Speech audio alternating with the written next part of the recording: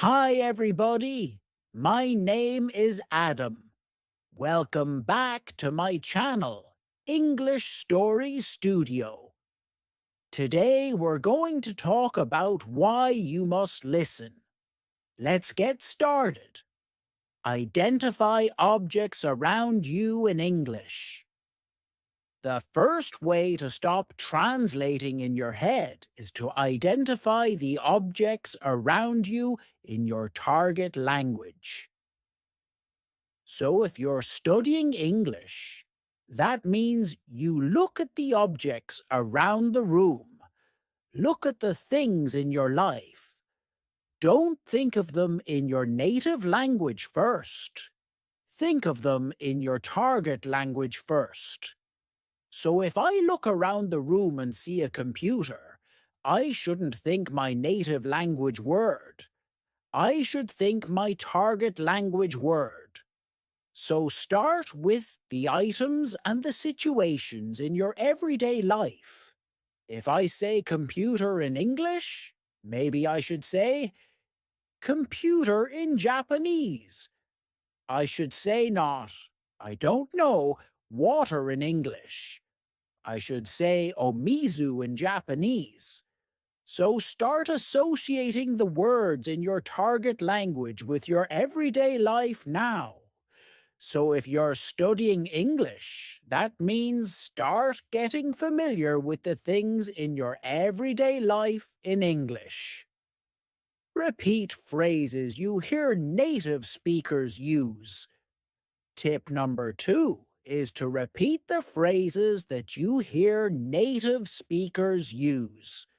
So if you're watching this channel, for example, or you're watching a TV show or a movie, listen for the way that native speakers make those phrases. If you hear a phrase you have never heard before, or you hear an interesting combination of words, try to repeat them yourself. Don't just listen. Try to say them yourself. If you're in a public space and it's difficult for you to do that, fine. Practice in a place where you feel more comfortable. Maybe if you have some private space to practice, just repeat them. Get your mouth used to saying the words the way that the native speakers do. So, if you never actually say words, if you're only taking in, if you're only listening, and you're not actually producing the language, it's kind of hard to practice and to really hone your pronunciation, to improve your pronunciation. So when you listen to native speakers, try to repeat after them. So for example, if you're studying English, you can try to repeat after this video. You can repeat after the things I'm saying, because maybe I'm using an expression, or I'm using a series of vocabulary words, together the way a native speaker would. And it's maybe a good idea to try to practice the ways that native speakers put their words together. So try to repeat after native speakers, especially when you're looking at media. And you can do this when you're reading books too. You can try to read out loud, interesting lines of books that you find, or something that maybe is difficult for you. Very nice practice tip. Make a situation where you can't escape into your native language. Making a situation where you can't escape into your native language essentially means immersing yourself. Of course, going to that country or going to a place where you can speak only that language is very difficult for some of you. totally understand. But if in your life you can create a situation in your library, in your room, in your house, somewhere for just an hour or, I don't know, maybe a day, I don't know what your schedule is like, but if you can create a situation or create an environment where you have no choice but to use that language and you cannot escape, meaning you cannot go back to using your native language as a crutch. You can't use the native language at all. It forces you to use the language that you're studying. So, of course, if you are lucky enough to live in the country, or to live in a place where people speak the language you're studying, great. But you have to go out and interact with people. You have to put yourself in a place where you have no choice but to speak. It's very hard, and it's very scary, and it's very embarrassing at first. But if you take time to find places and to make environments that are comfortable for you, where you feel comfortable making mistakes and asking questions, it's very valuable for your learning process. This is actually something that I did. Totally. I totally did this. My Japanese wasn't very good for a long time, but then I started making friends who could not speak English. Actually, I just did this through finding hobbies.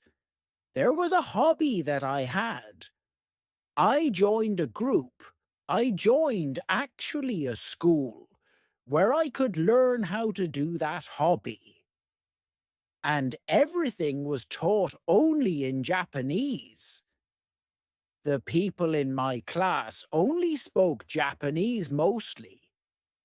And then maybe we would go out for drinks and food late at night or on the weekends, and everybody spoke only Japanese. If I couldn't communicate even simply in Japanese, I had no hope of keeping that friendship together. So it forced me to study. It forced me to think about the words they were using and to try to learn those words, those patterns, as well as how to produce them naturally myself. So I was learning the vocabulary words that people around me were using and learning how to apply them on my own. That was only possible because I had no escape in those situations. So, try to do that, even if you can do it yourself in your house. It's super helpful, I think. Watch TV and movies in your target language without subtitles. Tip number 4 is to watch TV and movies in your target language without subtitles. So I think that watching with subtitles can be very beneficial. So if I'm watching something, or if you want to watch something with subtitles on, great. But I sometimes find that in my case, I think too much about reading the subtitles, and I forget to listen. So maybe if you've seen a movie in your target language a few times with the subtitles on, try turning the subtitles off and think about the character's body language, the words they're using. You can always look that up later.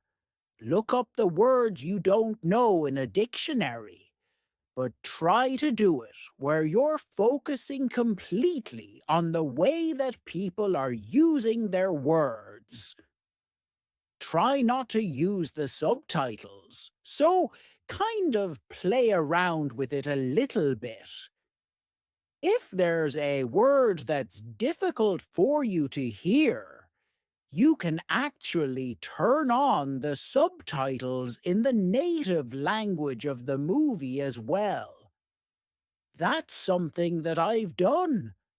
Like if I wanted to study Japanese, it's very useful when the actual words spoken in Japanese appear on the screen.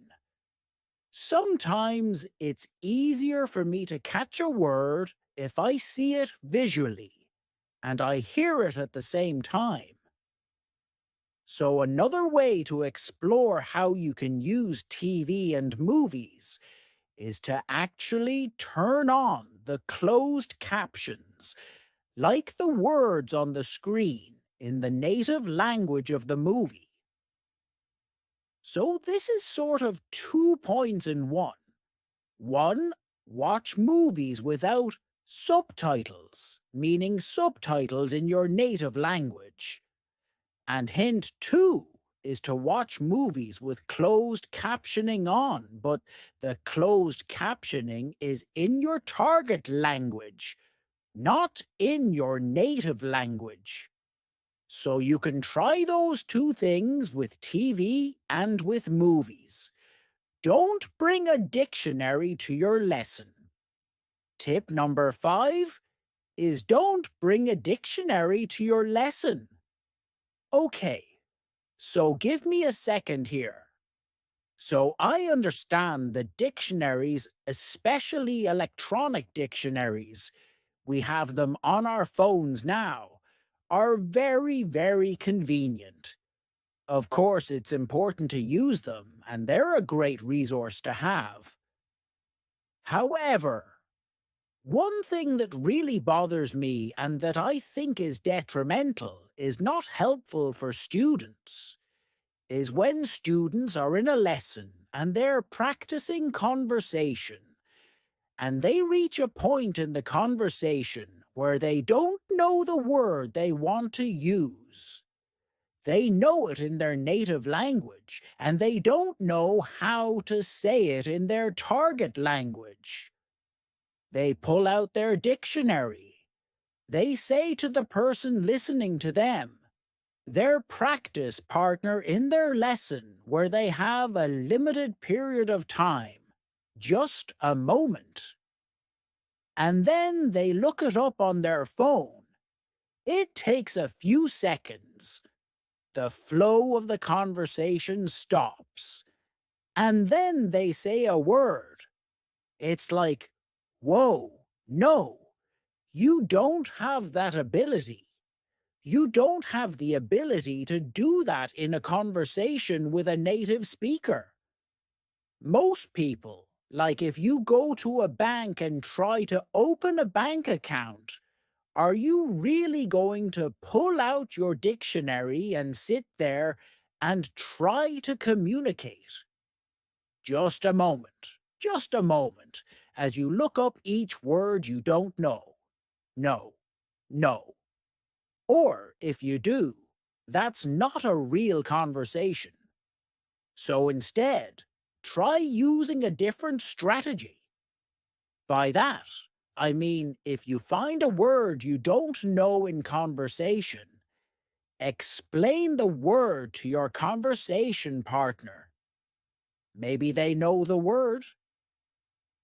If you're speaking with a native speaker, this is a chance for them to teach you a word. I find that when people take the time to teach me a word, I remember the word much better than just looking it up in my dictionary.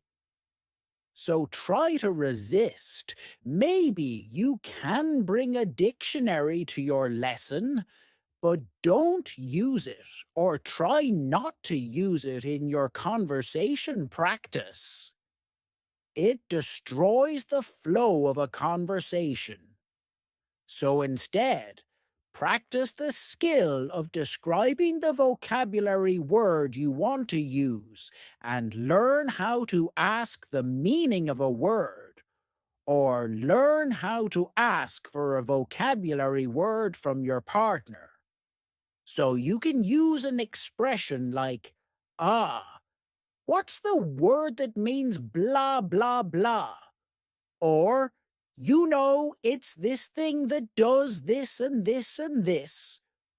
So this is an opportunity for you to describe characteristics of something, or find a different way. You can use your body language. You can use whatever you have, a lot of tools. But try not to use a dictionary in a conversation because it's not realistic. Train responses to common questions. Number 6 is a quick one, I think.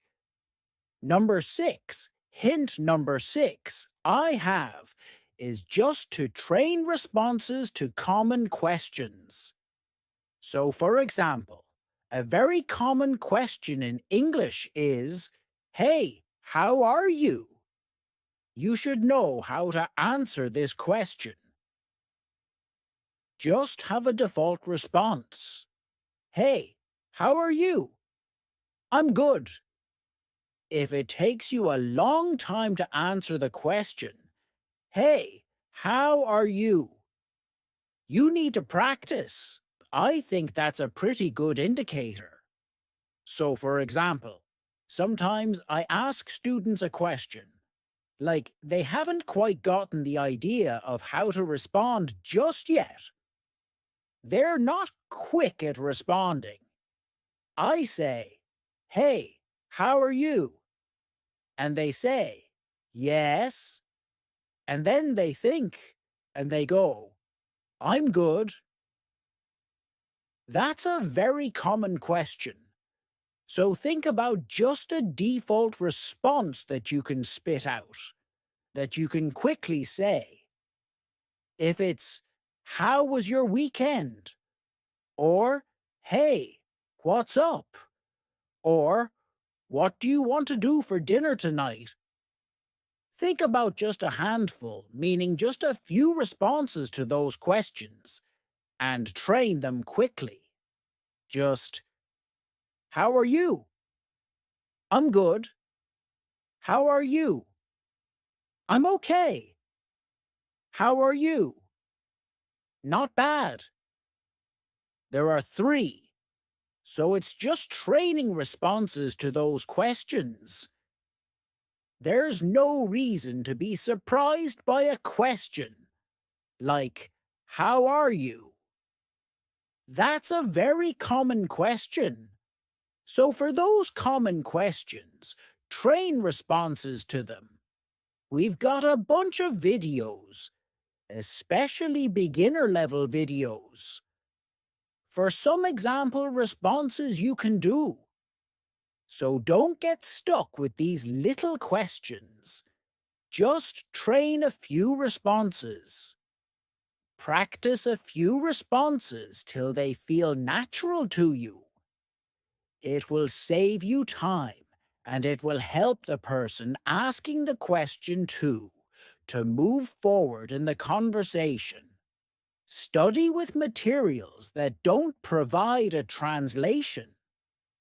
The next tip is to study with materials that don't provide a translation. So by this, I mean if you're using worksheets or some kind of textbook or whatever, and it has your target language, the language you're studying, and it has your native language next to it, while this can be useful, I feel that if you can, studying your materials only in your target language and then simplified explanations for more detailed points also in your target language can be a little bit better. So I don't want to say like you should only study things in your target language and nothing from your native language, because of course it can be helpful sometimes to look up a word or to understand the grammar point in your native language. But where possible, if you can find something that provides simplified explanations expressions in your target language, it can be really, really helpful because, again, you're learning to think on like a simpler and a more basic level about the language you're studying in the language that you're studying. So this can be really, really good. So finding some materials to use where there's no translation. Maybe you can practice, of course, with books and with written materials, but also with like video materials as well. So there are a variety of different ways that you can find materials in your target language, like in video and TV. So some things to think about there are the level of vocabulary words people are using in the media content you're watching, who the media content is intended for, children, young adults, adults, the speed at which the speaker is talking. So, like, I have the ability to change the level of difficulty of videos based on the rate of speech, the vocabulary words that I use, and how many idioms and things I use. So I could make a video very difficult. We could make like a very difficult video series by leveling up our vocabulary use, or by speaking very quickly, or as you might see in our English in 3 minutes series, we can also use very simple vocabulary and speak at a low rate of speech. So maybe right now, this is a very intermediate level video. So please think about that. So, not just for written materials, but also for your audio and visual materials. Think about who your audience is, the level of the material, and so on. It can be really fun, and it can be helpful to think about your target language in your target language. All right, we're almost done. Study phrases in addition to single vocabulary words. The next tip is to study phrases in addition to single vocabulary words. So yes, of course vocabulary is important, but I find it personally very, very useful to look at how a vocabulary word is used in a phrase, because sometimes using it in a phrase helps you understand the nuance of that vocabulary word really, really well. Like a word like crazy, for example. In English, depending on the situation where the word crazy is used, it could mean something different. It could mean like a person who is mentally confused or mixed up. It could also mean something really good. It could mean something really bad. So if we look only at the word crazy, it's quite difficult to understand really the meaning of the word. But if you look at the way the word is used in a phrase, you can get a lot more information. So take a look at the way people use words in phrases, not just a single vocabulary word. You can learn a lot more that way, I think. Do your daily activities in English where possible. The next tip is to do your daily activities in your target language. So if you're studying English, that means try to do some daily activities in English if possible. So this could be very, very boring stuff, but just think about it when you're doing the activity. So like right now, I'm filming a video for English Story Studio. Or I'm going to work. I'm cooking breakfast. I'm doing the laundry. What do I have to do tomorrow? So, try thinking about your everyday life in English. If you're studying English, try thinking about your everyday activities, the people that you meet, what you are doing. So this is a way to help you practice your verbs.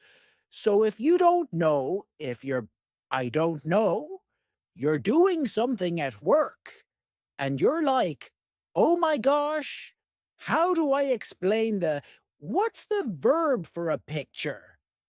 Like, I want to blah blah blah a picture. What's the word? You can check a dictionary at that point and go, oh, it's draw. I need to use the verb draw for draw a picture. So you can find these little gaps in your everyday life, these little gaps in your knowledge if you think about your everyday activities in your target language. If you don't think about it in your target language, you might not realize you have vocabulary gaps or phrase gaps here and there.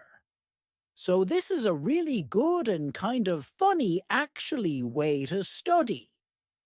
Use a learner's dictionary for new words. The last tip is to use a learner's dictionary for new words. So in English, there are learner dictionaries available in English. So my personal favorite channel is English Stories Studio. If you find a word that you don't recognize, you can check it in a dictionary, in a learner's dictionary, and it gives you a simple explanation in simple English of that word. So instead of checking it in your native language, you can check it in your target language.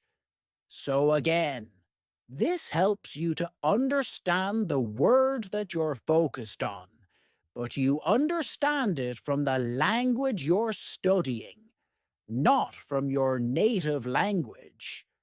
So using a learner's dictionary can be really, really useful as well. All right, so those are 10 tips to help you stop translating in your head. I know it's very difficult, but it takes time and it takes practice. And I hope that these are a few strategies that can help you as you study any language. Of course, this is an English language channel, an English language learning channel. But I think these tips are pretty good for learning just about any language. Really. So I hope those are useful for you. If you have tried these strategies, or if you have any other comments or other tips, please let us know in the comments section below this video. Thanks very much for watching this episode of English Stories Studio, and I will see you again soon. Bye.